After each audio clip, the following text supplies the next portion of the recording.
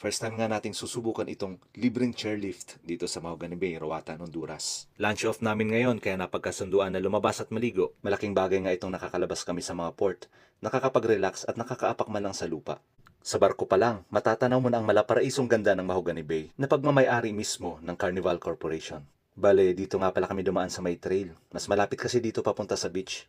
Maraming mga turista ang nag-enjoy at naliligo dito.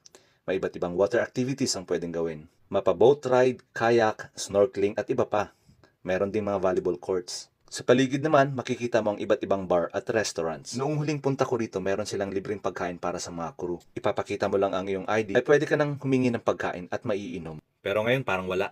Hindi ko alam kung may specific lang na araw para sa libreng pagkain. Hindi na rin naman kami nagtanong. Sa halip, ay bumili na lang kami ng makakain sa resto bar na to. Dalawang malalaking isda sa halagang $28 bawat isa. At $4 naman sa isang order ng kanin. May kamahalan nga pero okay lang dahil 5 naman kami naghati sa bayarin. Sinamahan na nga rin namin ng 2 bucket ng beer. Pang chill-chill lang ba? Mula rito, tanaw na tanaw nga ang barko namin. Maraming naliligo dito at sa banda roon, meron ngang nagsusnorkeling.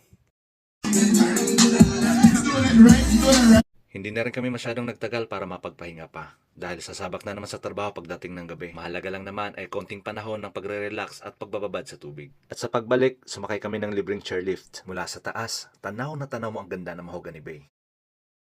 Nakapag-sound trip pa nga.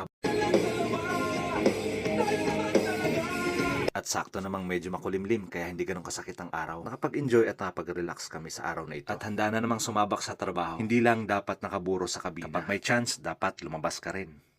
Yun lang. Maraming salamat sa panonood.